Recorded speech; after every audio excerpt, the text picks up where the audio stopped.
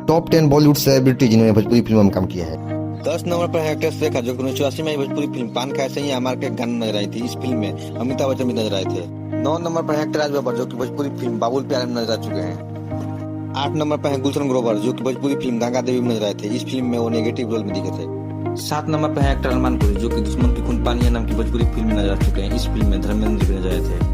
6 number पर है actor Shatrughan Sinha, जो कि 2006 में भोजपुरी फिल्म दादा ठाकुर में काम कर चुके हैं। 5 नंबर पर है एक्टर राहुल रॉय, जो कि एलान नाम की भोजपुरी फिल्म में काम कर चुके हैं। इस फिल्म के प्रोड्यूसर भी राहुल रॉय ही थे। 4 नंबर पर है एक्ट्रेस हेमा मालिनी, जो कि भोजपुरी फिल्म गंगा में काम कर चुके हैं। इस फिल्म में अमिताभ बच्चन और नगमा भी नजर आए थे। 3 नंबर पर है एक्टर राजम राज, जो कि भोजपुरी में बहुत सारी फिल्में कर चुके हैं, जिनमें चंपा चमेली और किशन कन्यादान जैसी फिल्में शामिल है।